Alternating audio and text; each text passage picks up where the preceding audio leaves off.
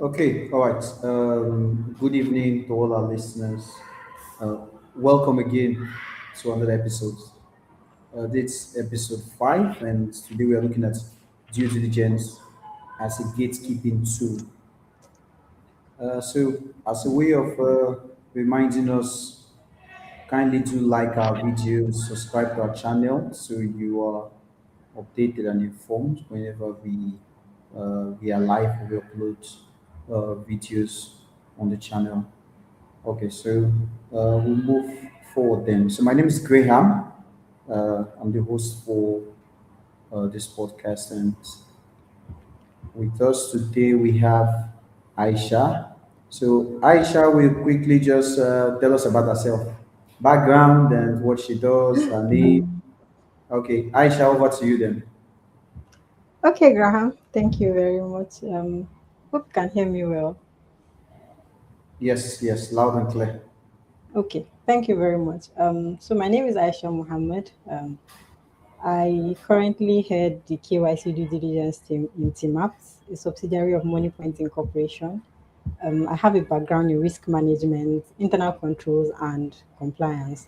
This is spanning for a period of 8 years.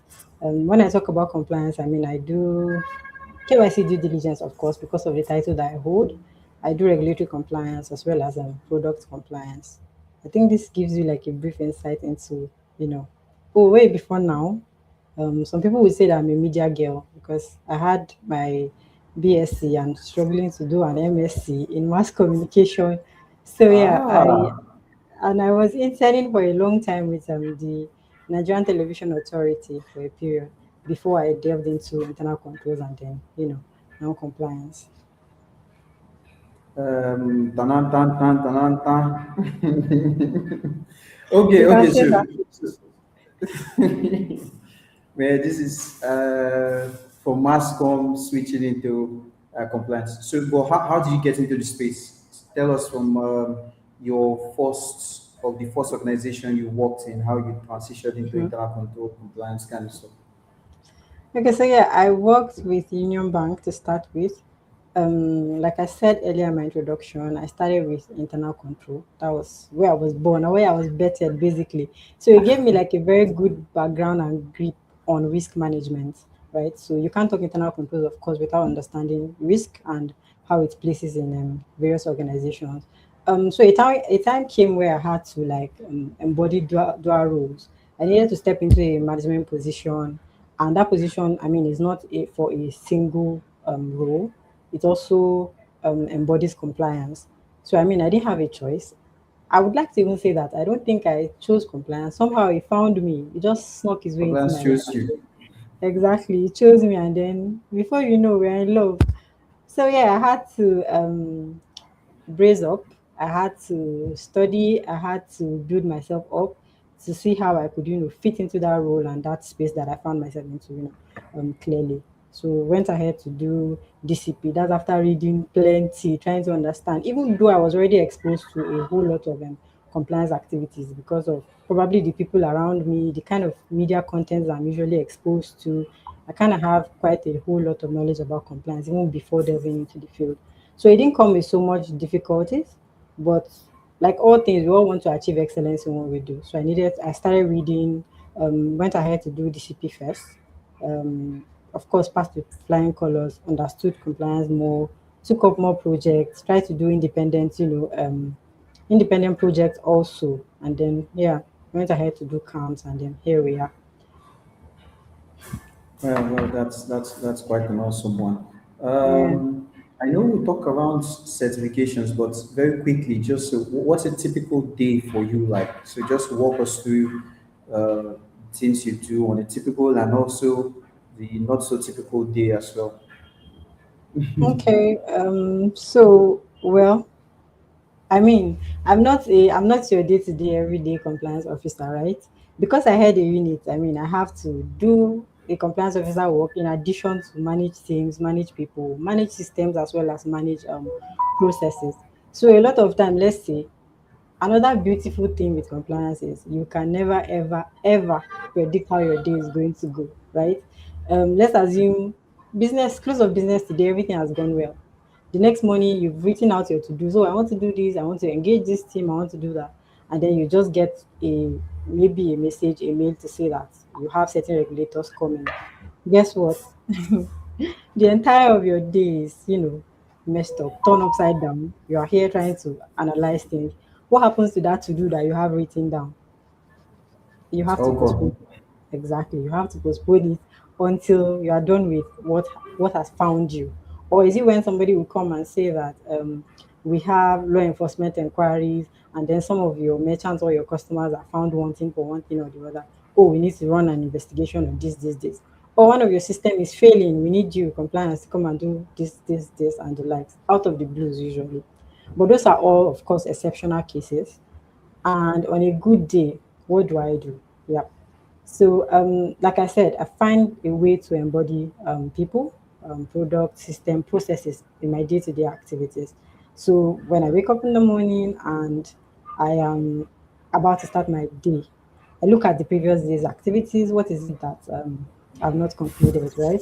So, some of those things that can feature in my to dos are usually, team management. Say for a typical day, I have probably like 4 to 5 meetings. On an average, let's say 4 meetings. And these meetings have to do with managing people, people from the product teams, people from the business teams, people from infrastructure, security, and the likes. So, because one of the things that you do as compliance is also advisory services, sometimes you diagnose, of course, you need to be in the face of the business, right? So, you are dealing with these persons on day to day capacities. You're having meetings to identify where there are issues in the systems that they are trying to project, where there are issues in the product that they're trying to roll out or product that they've rolled out, or the fact that, oh, I need to do like a regulatory analysis of one or two of your products. Let's assume there's a new circular in town and I want to, interpret this circular, or I've interpreted, and I want to communicate the findings and how we can go ahead in implementing it into our business or our system. And so most of the time, this is what happens. Then of course you check in with your team. Your team are also in your day to day, because it is part of your ability to do with people. So you check in with your team to say, okay, all of our regular to dos, monitoring of alerts, monitoring of system, are they working well? For the previous day, how many have we reviewed? How many false positives have we found? How many true positive have we found? And the likes. So sometimes, of course, we are trying to identify vulnerability in possible data breaches. That is where I wear my data privacy hat, or DPI, my DPO hat, to come and say, okay, for the products that you brought to our knowledge, or the discussions we are hearing you have, we tend to identify certain vulnerabilities. On, let's say, okay, so on regular days too, there are times when our policies probably would have gotten to a stage where we need to review, right? So some of those days, I'd be reviewing that policy to ensure that we are in, we're probably aligning it with current realities as we have said we were going to do. So aside drafting those policies, I also do reviews of those policies. Then if I need to say draft processes that we probably don't have on ground already, another really beautiful thing about compliance is we usually get carried away with day to day activities that we do not remember that policies sometimes change almost even daily, especially your processes, right? So you have to update SOPs in, as your day to day activity shifts and as it changes. So again, I've spoken about interpretation of policies from regulation. Then, of course, I do have solutions that I am manning. So we have AML solutions that we've already built from time. So from day to day, we are ensuring that these solutions are working as they ought to work. Where there's a problem, of course, you are raising it and telling persons, or speaking to your engineer that I've discovered so and so in the output that my AML solution is, doing. So that's some of the things that we do daily. We cannot afford to do that check weekly, no, because something would have gone wrong along the line. And if you're waiting for a whole week, that is not a possibility for you to work with. So we do that also daily. I mean, aside, of course, all the other side calls, people call you for advisory. People come to say, okay, I'm faced with this challenge. This customer has done this. What do you think I should do? I mean, that's the typical day. So before you know, it's 5 p.m. or more, and then you are done for the day. Okay, okay. So Aisha, back Mm. then, one of my ages will always say, uh, you can't be a professional without professional certifications. How can you claim to be a professional when you don't have professional certifications? So just walk us through your certification journey and uh, what impacts would you say it has had in your role as a compliance manager? Hmm. Okay. So with your ED, I don't know if I agree entirely oh, because I mean sometimes I so sometimes I feel like people exaggerate certifications. I don't know, especially in Nigeria. I'm not sure really, but don't quote We me on. like titles and Yes, certificates, plenty yes, names at the yes, ending. yes, exactly. Even though there are times when, after having these certifications, it becomes difficult, to defend what it is that you say you are an expert in. You get. So that's where usually I have a problem to want to say that, oh, how can you be a professional without certifications and all? But for my own journey, well, I've given you an intro on how I came about the DCP. It is still for a test for knowledge, basically. I felt like, oh, I needed more, I want to get more. I'm trying to do this. I'm struggling. I've identified that, oh, there's a gap in knowledge in this aspect. What do I need to do to fill up those gaps? So, first things first, of course, CIN is quite popular in Nigeria. So, what do I do? That's like a gateway into compliance if you want to delve into the Yeah, field. So, yeah, I became I like did a DCP course. How did that help me? Yes, to an extent, it did. Yes, it did, because yeah, it did. Let me say it did open my eyes towards certain things because I did read a lot that period. The one that had the most massive impact, even though I would always advise that it's very beautiful when you've started, your journey. You started your professional career, you've understood it before you go and do certifications, right? Somebody else may actually argue with me, and that's okay. This is just my own, opinion and how it has helped me personally. So you need to, if you are already there in that professional field, when you are reading for that certification that cements the whole thing, I don't know, you are able to relate clearly with the things that you are reading, right? You are able to apply it to your day to day activities. But when you're not there yet and you're just reading, sometimes it sounds very far. It yeah, sounds very odd. Yeah. By the time you've entered into the field and you're doing stuff, recall that you're not going back to that certification, except if you are doing this continuous learning that they do, which most professional courses do these days. I know for CIN they do this. I think bi-weekly, right? By yeah. The weekly webinar, training, yeah, bi-weekly, yeah. trainings, exactly, webinars that they do. For ACAMS too is the same thing. Instructors that I probably trained with also do the same thing, except if you are consistently, how would I put it, equipping yourself. But like I was saying, if you're already in the field and you are going ahead to take up these certifications, honestly, I think you enjoy it better, you understand it better, you apply it better. It does not sound like a very far if like a very fast something that you are finding difficult to plug into. So for me, yes, I was already in the field. Probably I'd done so much already before going into studying for camps. So when I started the studying, it was very easy. I wouldn't say easy, but it was enjoyable. That's the word. And it gave me, let's say, it gave me a whole lot of about 85%, a whole lot of backing, a whole lot of knowledge, a whole lot of clarity that I needed, even on like the space that I was currently running. So by the time the exam was done and all that, I could say that, oh, I think I'm a better person for it. So yes, aside DCP, went ahead to become a certified AML specialist. I love anti-money laundering. I don't know, somehow we found ourselves again. So yeah, that's and then subsequently, of course, because of the way data is becoming, and if you're in a fintech, really, you cannot do away with data. It's like we are 5 and 6. You study data, you read data every day. Everything data is looking up to your face. So another thing I'm intending to delve into is data privacy, data security, data protection, right? So I probably have started reading briefly on that, but yes, I intend to also get a certification in that. But for DCP and CAMS, yes, they've been really, really helpful. More because I already have a background and I'm reading. For persons that probably want to delve into compliance, well, you can also try. Maybe your head is exceptional. I don't know. But yes, that is so far so good my certification journey. I get what you mean, and I agree with you on the fact that if you have done this thing, when you are reading the study pack, Hmm. you can easily relate with it, and you can run with the material. Take CFE for example. I know it's like 1,800 pages. If it's not something you enjoy, you can't sit down and read 1,800 pages, and it Can won't be make a very lot of boring. sense because it's but if it's something you have been doing investigations, you have been interacting with law enforcement agents, when Hmm. you see these things, it begins to make sense. So maybe when you went to the court and some things were done, when you, yeah, I agree with you on that. I agree with you on that. So now we'll delve into due diligence.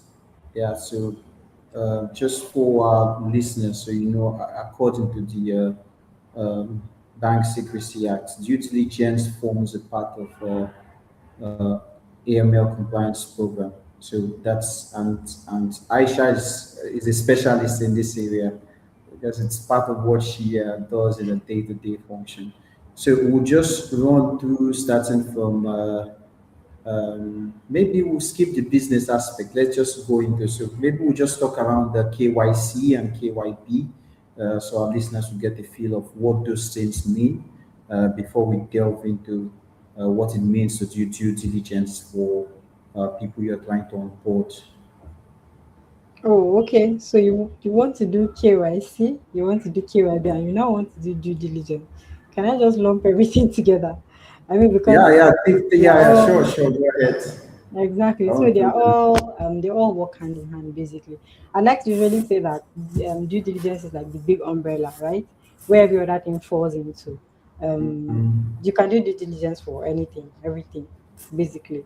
But before I probably start talking professionally, I just start with probably an example that or question that I usually ask quite a number of my audience, especially when I'm training or stuff.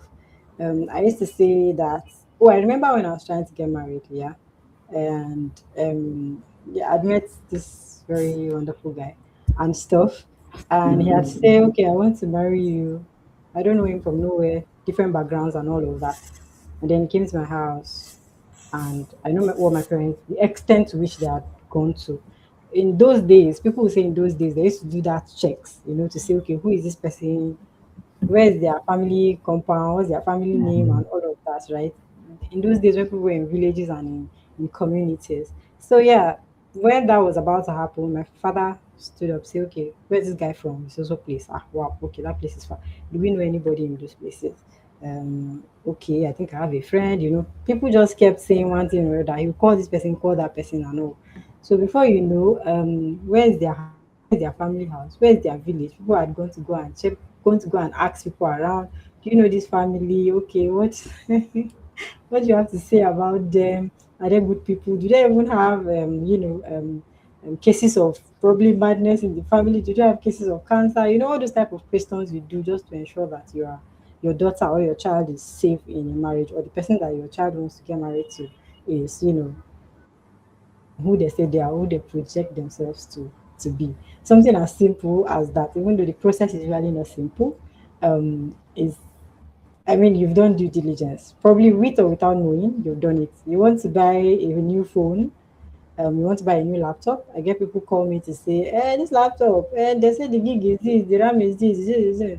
How many people have even used it? Let's go and check for reviews. You want to visit a restaurant, let's go and check for reviews on TikTok.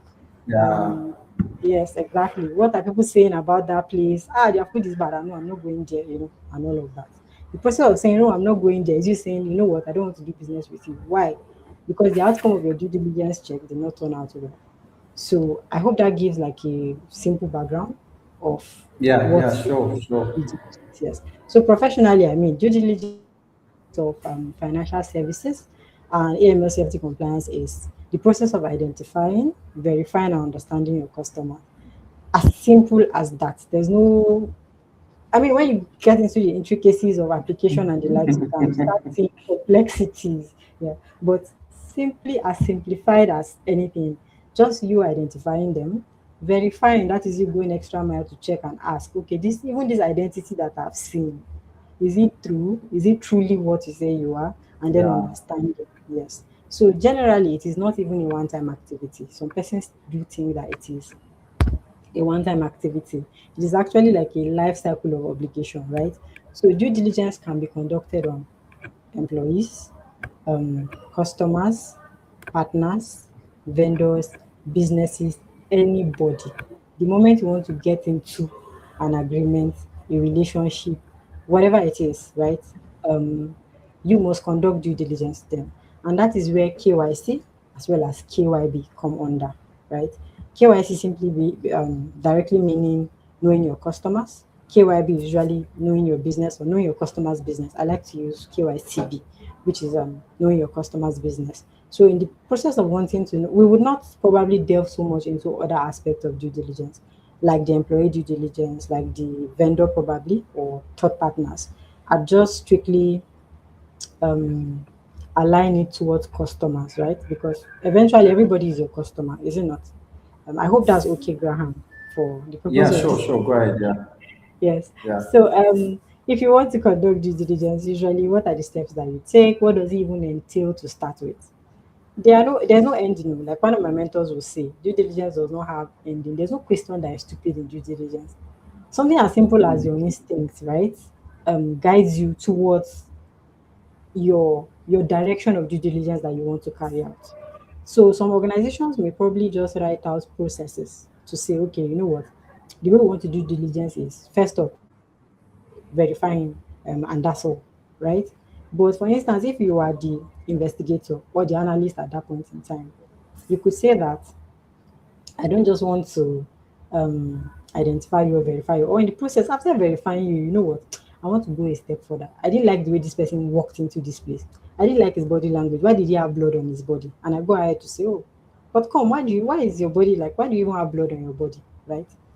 If you check it, it is not written in the process, but that is another level. Nobody's going to hold you to say, oh, why did you ask the person why there is blood? You've seen something and you want to ask more questions so that you are comfortable with establishing that relationship or processing that transaction at that point in time, right? So what does due diligence, KYC, KYB sit on? First things first is identification and verification. There is no identification without verification. There's no, like, if there's no verification, I'm sorry, your due diligence or your KYC is not complete, right? There are experiences where people say, oh, I've been trying to verify the NIN that somebody has given me. I've been trying to verify the ID that this person has given me. Nothing is coming up, oh, and then the business will start fighting you. Should be they provided it. Why do you need to go extra mile? Why is it not the man standing in front of you? Is that not his picture? Of course. I'm sure you've seen those experiences. Yeah, yeah, Yes, sure. yes. So, but according to the regulation, I'm sorry, if there's no verification, your due diligence is very, very much incomplete, right? You're So, doing data capturing. you're just doing data gathering. So what are we identifying? What are you giving me? You are giving me your NIN in most cases. You are telling me your name. You are probably giving me your BVN and stuff. How am I verifying these things?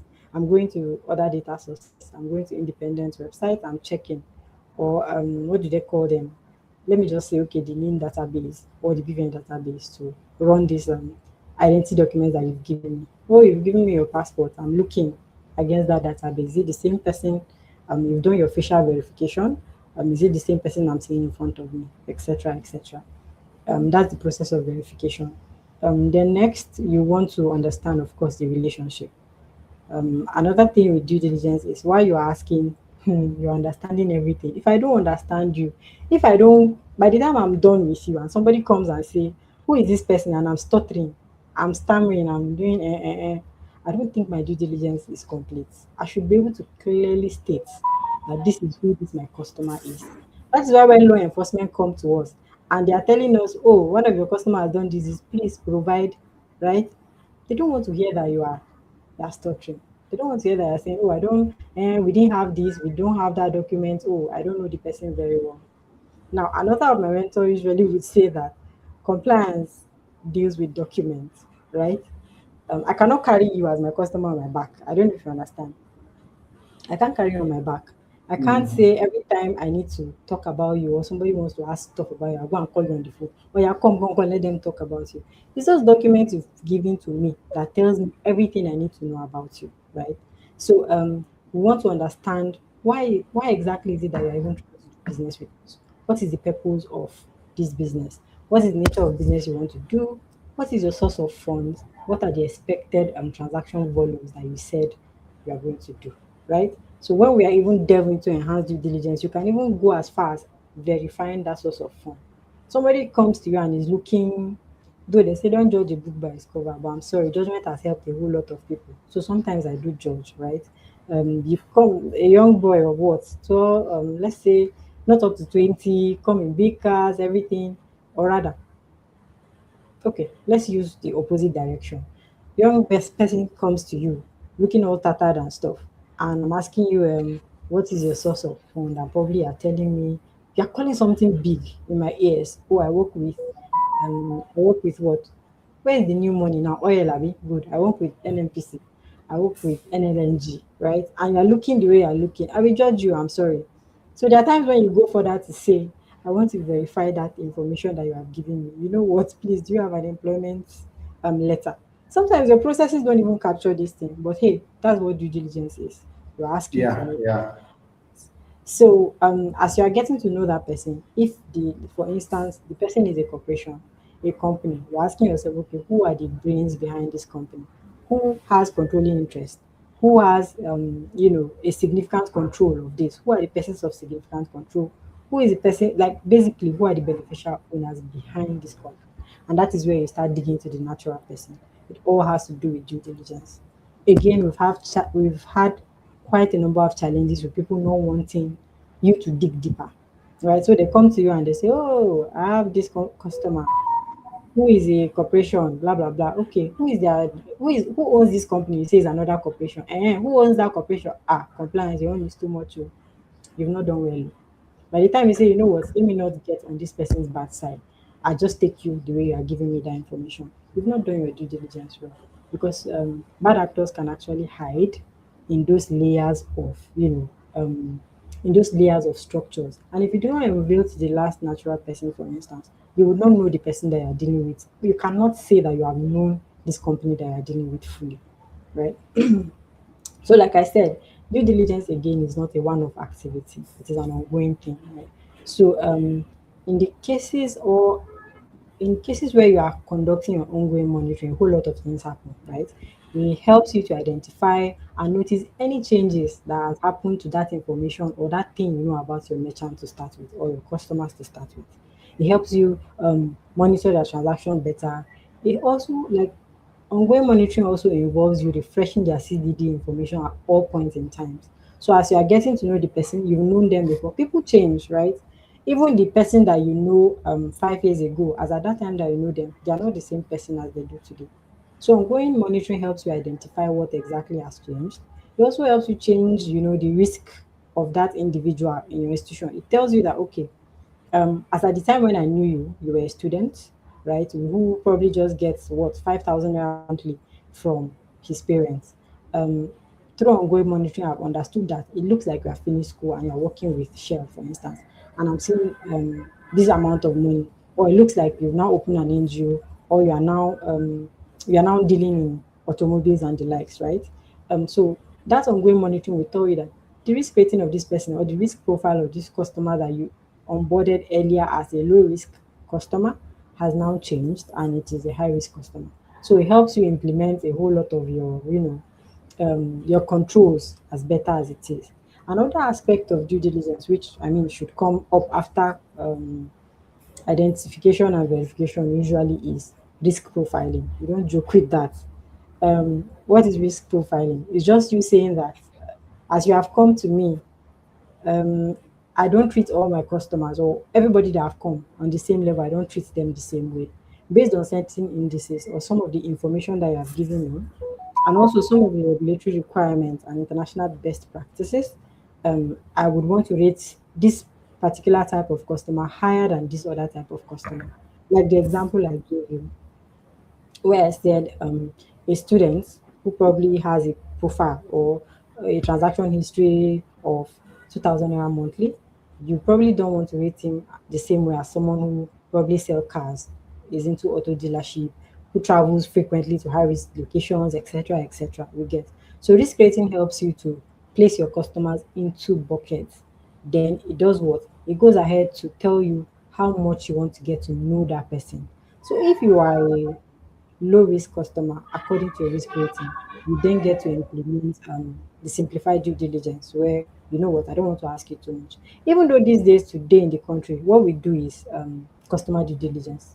It's rare for you to see people who implement simplified due diligence, except for those guys that are working with the tiered KYC system, right? So if you're in tier one, I mean, what do I want to get from you? Nothing much. Give me your NIN or BVN and then I'm good with you. Something like that. Those are probably just the exceptions that you get to run SDD on. But for every other rating, of course, risk profile of customer, medium, high risk, you get to do by book definition, of course, you get to do the customer due diligence, which is usually they will tell you for medium risk customers. Then, of course, EDD. After you've done your due diligence, you go ahead to do an enhanced step of that due diligence for your high risk customers. Now, this is like the base, right? This is the floor. Institutions can decide to say, you know what, based on my own risk appetite, too, regulation has given me the bare minimum. Me, I want to go further. I don't want to just know you simply. I would not do simplified due diligence for everybody. I want to, run EDD for everybody. Whether you are medium, whether you are high, everybody will go through my EDD process. That's all. Because my risk appetite is very low and I don't want to take chances. You get. But generally, that is what is required. You get to rate your customers. That rating will help you in applying your controls better, right? So if I know that you are a low risk customer, I don't want to use all of my resources because resources are usually very limited according to economics. So I don't want to use all of my resources to worry about you. I say, you know what, let me use my risk-based approach like FATF would usually recommend, and tailor most of my resources into this person that I feel is going to pose a challenge to me, or I need to, look at with an extra eye. So generally, that is what I think I've been able to do one or two justifications to due diligence question. I probably omitted some, but you can ask me more questions, please, so that I can speak to it more.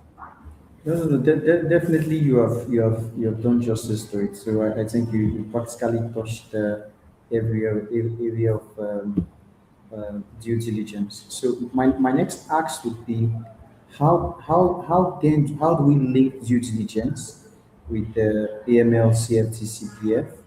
So Mm. how then do we connect what institutions to what it relates to due diligence with money laundering, terrorist financing, corporation financing? So how do we marry this? Or how can this prevent or stall that or stop it or detect it as the case may be? Mm. Okay. So if I get your question right, what you're asking me is how, or rather, what is the link between due diligence and probably AML CFT, right? Yes, please. Yeah. So let me just put a disclaimer out there. Every time I say AML, right, I mean AML CFT CPF. So because Oh, it's okay. a Oh, long yeah. term It's too quite approach, quite long. yes, so sometimes I like to short it. But I mean, we've been told clearly that it is not just AML, it carries both the countering of financing of terrorism as well as combating of proliferation financing. So, yeah, you've talked about due diligence and then you want to link it to AML CFT. And my question to you is that really, what is your AML CFT program if you do not have due diligence? I don't know, they are like five and six married together. You don't have a choice. Whether you like it or not, you can't do without us, right? And it's the same way I used to tell my other compliance partners who do not do KYC. Whenever I come to speak to them, I say, "We are your mother in this organization, basically. There's nothing you can do without us, right? We are like the gateway, like your title of this chat has said." So yes, Yeah. due diligence is usually the primary mechanism through which AML CFT obligations are operationalized, right? So you cannot have an effective AML program without a sound due diligence on ground. Neither can you have due diligence without AML context. Like if there's, I don't know, I've said all I need to say concerning that. They are like five and six. Now AML is built on a risk-based approach, right? You must assess the risk of a customer or transaction type. and all of the risks that it poses before you decide how you can manage it. You want to know who your customer is, which is due diligence, like I said. What is their business? Where does their money come from? If they are PEPs, if they are sanctioned persons, or if they are from a high risk generation, jurisdiction. Now, without due diligence, you don't have any basis for this risk classification. It is when you get to know your customer before you decide, right? Now, when you don't have any risk classification, you have completely deleted or destroyed the foundation upon which your AML controls usually stand on. You get. Another thing that I could have used to argue or probably just tell you is that you know that normally AML requirements, or rather, um, it is fully required by law, right? That you conduct due diligence. Now, if you look at our CBN regulation, the AML CFT regulation 2022, it clearly states it is an AML CFT CPF regulation, and there's like a whole section for customer due diligence. Now, if of course the regulators do not think that due diligence is important, it is not going to be there. Let's also come back to FATF recommendations. When you have the recommendation, what 10, 11, and 12 or so, where they talked about due diligence, they talked about PEP, they talked about record keeping, right? And this is all you linking it towards AML. Don't forget that FATF is like the global standards that regulates, that gives um that regulates, I won't say regulates basically, but that advises, right, on AML CFT matters. So if they've come and they've probably promulgated what, how many recommendations? Three, if not even four recommendations, just to talk about due diligence, then you should know that it is super, super important for our AML fight. Now, due diligence also feed on transaction monitoring. It also determines our STR and STR obligations. I have to know you so much before I decide that I want to file STR on you and I want to file STR on you.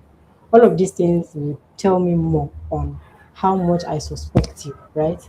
Before I go ahead to say, what, this person is being held for suspicions of money laundering or terrorism financing, and the like.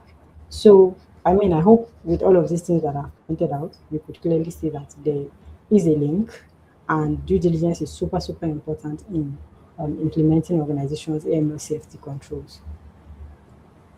Yeah, that's yeah. Aisha, I think you've done justice to this again as well. Thanks for Mm. that. So I believe even our listeners now can connect the dots as to why we chose this um, the title for today's episode from Mhm. TC explanation. Yeah, they can link the dots together. Okay, so just to keep this flowing, so this is last month. CBN issued a circular on the baseline standards for automated AML solutions for financial institutions in Nigeria. They Mm. also did what would I call that? A guidance note for the implementation of that baseline as well.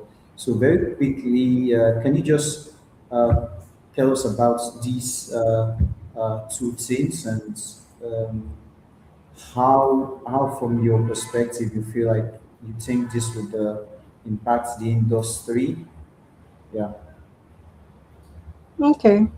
So, yeah, I mean, because we have a deadline for June, that seems to be like a top burner circular for most institutions, most compliance departments as at today.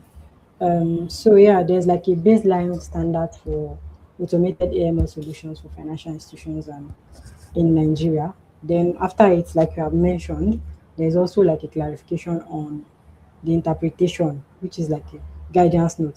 Usually, when CBN does a guidance note, it's simply so that we don't get to misinterpret, because we have FICOs everywhere, and people will get to say, you know what, I don't think this is what they mean.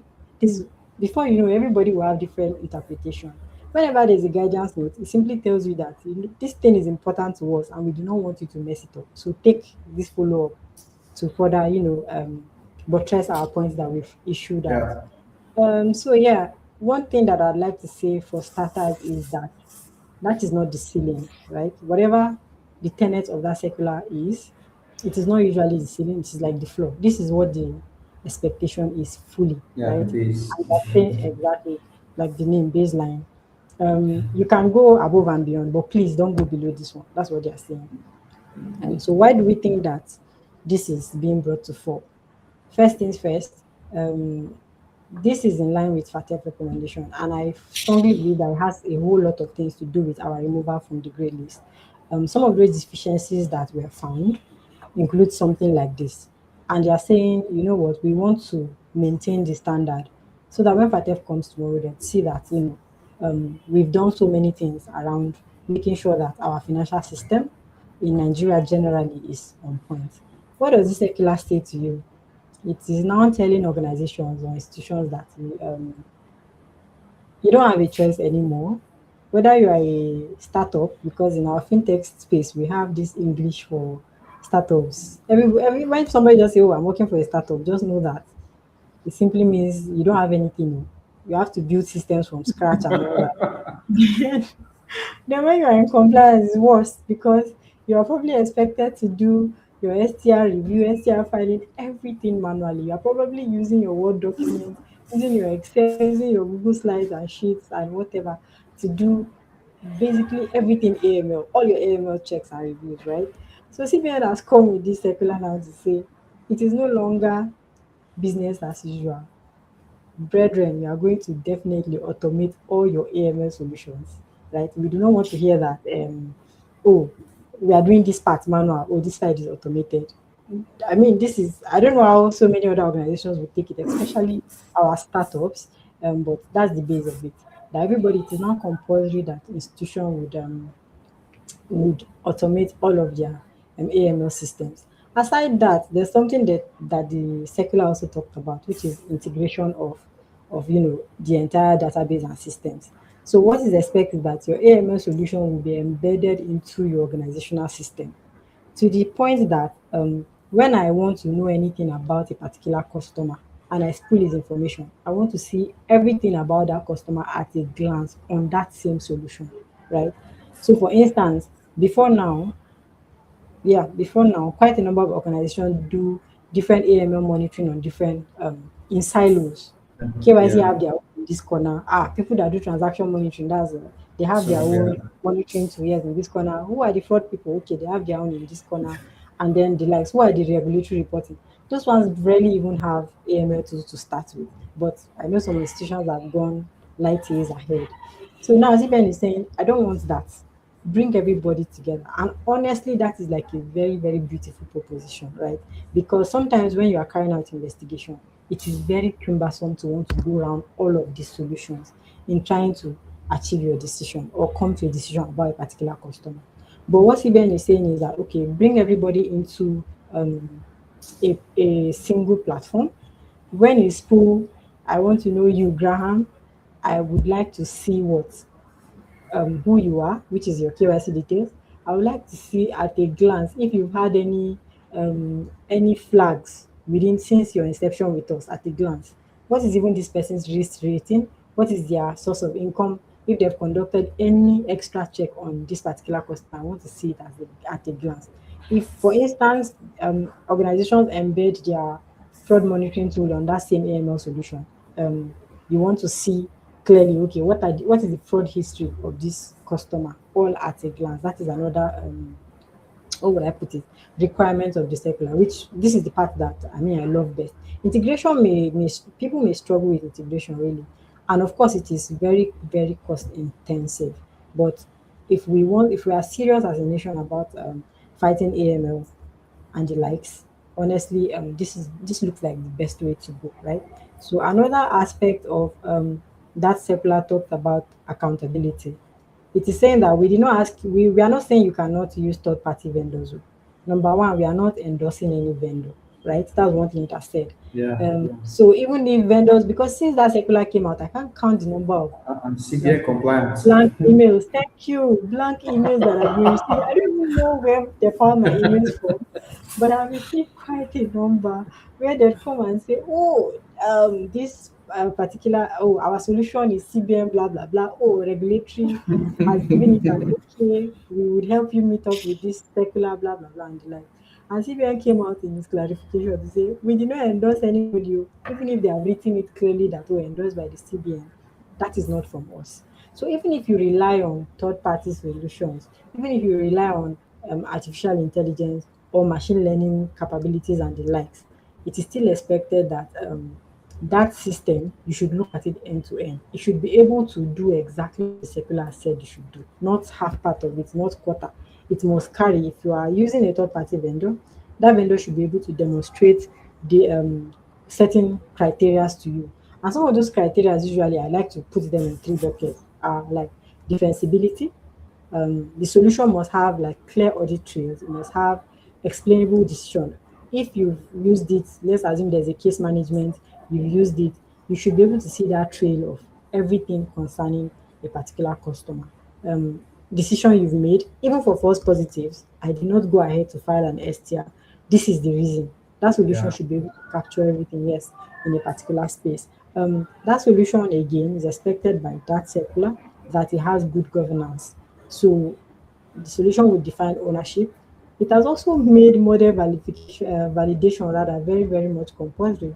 So in those days when you work in older banks and stuff, by the time they've deployed transaction monitoring tools, they've deployed certain AML tools, even if it's not working again, okay, you're having 1 million false positives in three 3 months. Let's assume you are doing um transaction monitoring review. I like to use transaction monitoring because it's like the easiest thing to relate to, but this goes cut across every other thing that you're monitoring or looking at or using your AML solutions for. So let's assume that you're using your monitoring your transaction on a transaction monitoring tool, and every time you have issues, you are getting 1,000 false positives. Maybe in 3 months, you can just get only one that is a true hit, right? You know that the higher your false positive, the more you want to look at it to say, I don't think this system is working the way it's working. Why am I coming to work every day, checking, and everything is giving me false positive? 1,000, why? For 3 months, I'll get only one that is a true hit. So the circular has said that you will do model validation from time to time, and you have evidence of that validation, which falls within the governance. Um, you would have evidence that you've done this validation and a trail that this validation took place. What does this validation do for you? It ensures that, just like I talked about ongoing monitoring, it ensures that what you have put in place when you were starting that AML solution, when you started implementation of that solution, it is still relevant, it is still up to date, still in line with regulatory requirements, and you're not just living in past glory and living in the past. That way, there would be a lot of effectiveness when it comes to the kind of result and output that that solution is going to give to you. Now, that takes me to, of course, the third point, which is the effectiveness of that solution. So, CBN has said that another thing that your solution must have is effectiveness. It must have credible detection capabilities. You want to identify PEPs, not the one that you will just use only the name to search, or you just use only the name. You tell your systems or you modify your system to use only name. Whenever you see Aisha Mohammed, please let it be a flag, right? And when you come in the money, I trust my people. In fact, even in my school, then we were like five Aisha Mohammed in my class, both Ah, first name, second. tape to fool everybody. Exactly. So you come in the morning and you're saying, what? I have 12,000 pep suspicious names. Who is going to do that in you? You get. So CBN has said your solution must test for effectiveness. Whether it's a third party that is giving you, no problem, we will not fight you. But make sure you test that that solution carries all of these things. So okay, I mean, it can also carry out an investigation, because one of the things that the circular also says is that you should be able to have case management on that same solution, where you identify something, you review it on that system, you write your findings on that system. That is case management. So your system should be able to give you. So that tomorrow, again, back to my initial example, when I spool any detail about you, I would see all of those cases that have been raised and closed about that particular customer. So that is it. Then I was talking about accountability. CBN does not want to hear, or rather, let me say generally, it is telling institutions now that you are responsible for this AML solution. Whether you like, if you like, go and give it to, let somebody come from America, right? Trump's country, to say, I have the best solution. Don't worry, everything's under control, like they used to say, and then you implement. Then when they come tomorrow and certain it does not meet certain obligations and you're saying, oh, it's not us, it's the vendor that we blah blah blah. CBN said that's not our business. Financial institutions are accountable for the output. So you have to make sure that whatever solutions they are using, whether it is machine learning or artificial intelligence, um, you are fully accountable for, what it does. So what does all of this that they have said, what does it mean for me? What does it mean for you? What does it mean for all institutions? First things first, like I said, there is a timeline, right? For deposit money bank, it has said, okay, from the time when the circular is issued, you have about, I think, 18 months or so to make sure you implement this. For other financial institutions, you have 24 months to make sure it is implemented. But before then, please give us a roadmap. Let's even see what your institution wants to do, is doing, or is planning to do, or have done halfway. um, Give us a roadmap and submit it to us before on or before June. If you want to submit it before, that's good. June of this year, right? So basically, what does this mean for me as a compliance officer, as a compliance manager? One is gap assessment is urgent. I don't have a choice anymore. If if by this time you are there and you've not done gap assessment, I think you are wrong, really. um, Again, I have to pay attention to the submission timelines and all of that. Also, integration of AMS solution into the system for interoperability capabilities. So, like I said before, everybody should start thinking of how they want to integrate their systems, integrate all of the solutions into your system. Not We are no longer operating in silos. The solution will no longer operate in silos, so they have to work hand in hand. Now, whose responsibility is it to even implement? We have to also remember that the responsibility lies with us, or rather, us here, the financial institutions and the likes. This baseline again is a floor, not a ceiling. You can go all out. There's some organizations that are known fantastically well for breaking, like for exceeding or surpassing compliance. They are very high compliance, focused basically. So you can decide you want to do all, but please, this baseline, let's implement it basically. That's what we need for us as it is. So far so good. Siben has come to say, or to round up rather this conversation, Siben has come to say clearly that automation, technology driven compliance infrastructure is no longer optional. There's nothing about it. Now you have to, whether you like it or not, adopt automation in all that you do. Graham, please ask me questions, please, so that I make sure that I don't miss out on some things I'm supposed to have spoken about. No. I think I believe you've done a fantastic one with this one. Moving from the issuance itself. Yeah. So I think you've done a great one with this. I think so. I heard when you were talking about Nigeria leaving the FATF greatly. So I heard Mhm. also you were part of that team as well. So maybe just tell us how Where, it did- was where like. did you where did you hear it from? Don't worry, just tell us. I heard this. So just tell us tell us what you were doing on, yeah, what you were doing. Are you there? Yeah, with you. Okay, so I lost your last sentence. Okay, I was saying just tell us what you did on the team while you Oh, were what did, hmm. working with the Nigerian team on that. What we did on the team. Oh, so it was like a very interesting experience, really. Like we all know, Nigeria was taken off the grade list sometime in October. And when all of you were jubilating for the on the news and I wish dancing I and was lighting the whole, jubilating. I mean, you can't be in compliance and not jubilate. Do you know I what that understand. means for you? Really, really, you know what that means for you. So when everybody was jubilating, nobody knew that there were some soldiers that had walked back in to see that this came into fruition. Of course, I'm not taking away the glory from NFIU and other regulators that, of course, fully participated in all of it. But yes, I was selected as one of the representatives that was going to interact with FATF officials when they were coming into Nigeria. So all of it, after Nigeria has implemented some reforms that were identified, so there were some gaps that were identified in our system. NFI went ahead to carry out a risk assessment, a national risk assessment, a sectoral risk assessment, and they also came back to the institution to say, use this national risk assessment and the sectoral risk assessment to do your organizational risk assessment and make sure that certain things are in place, right? Um, FATF came back to say, all of these gaps that we have identified, let's see how far you have.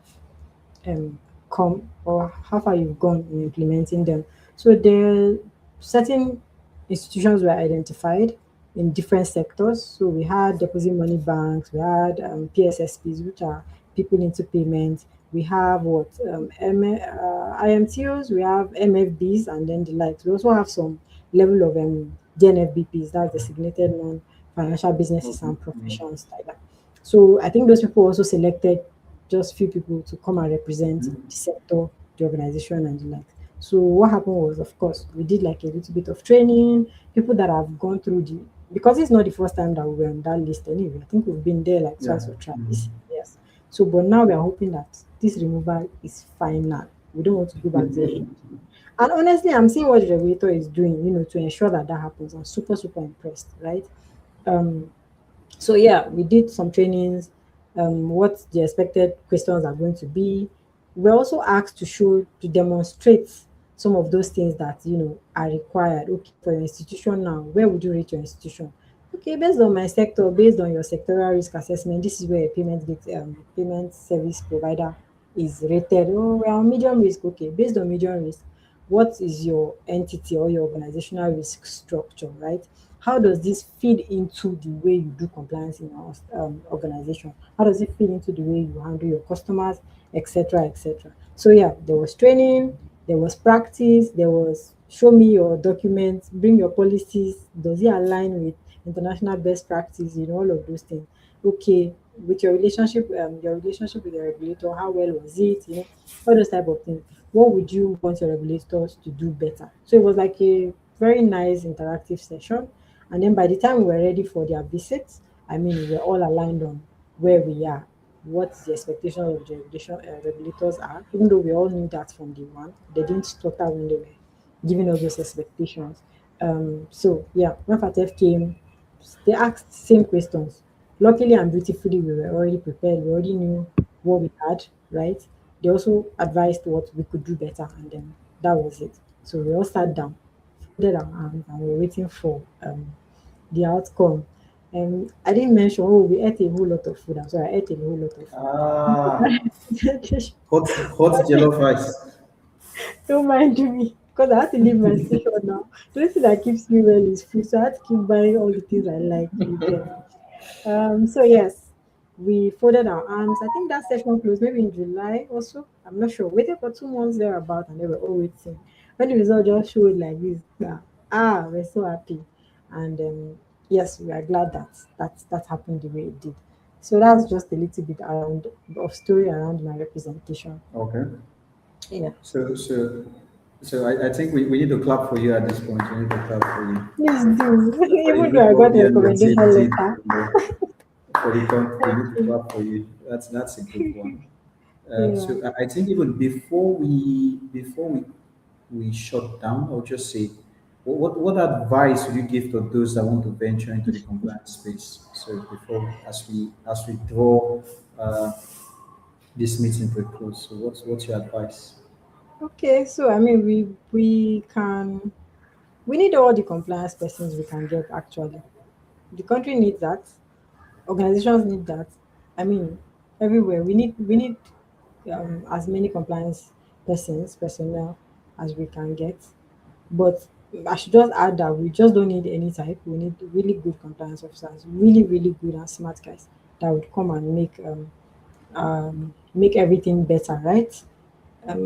We have seen from the FATF removal how well it has affected us even on the global space.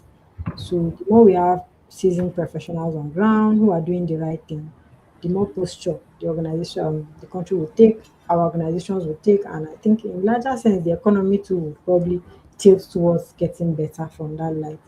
So my advice basically is whatever is worth doing is what doing. I don't say well, I say best is what doing best. Please put in your best and ensure that you do it and do it well, understand it, and you're not please doing certifications for just certification's sake, right? It should trickle into everything that you are doing, and you just don't do it and leave it. You go back to refresh over and over, because I can't count the number of persons I've spoken to, especially on interviews and stuff, and I'm not getting the feel of. I would see like really super certifications, and I'm excited. Oh, we are getting this person, and then only for it not to translate into the things that they do. So it is important to get certification, but please make sure you understand the certification you're getting, not just because everybody is doing it.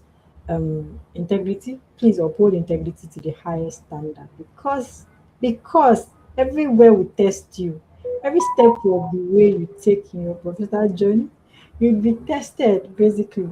So you need to have a high sense of integrity to stand firm and say, I'm a compliance person and I'm doing it well. I think, yeah, that's it.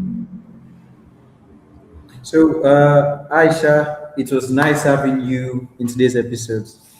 Have you done It already? was really, it was I really don't want to. informative and educative. You want us to continue? I'll definitely call you for another episode. Yeah, it was. I've been schooled as well. Oh, I've really? been I'm schooled. glad. I'll go back to watch. I'll go back to watch again. I've been schooled.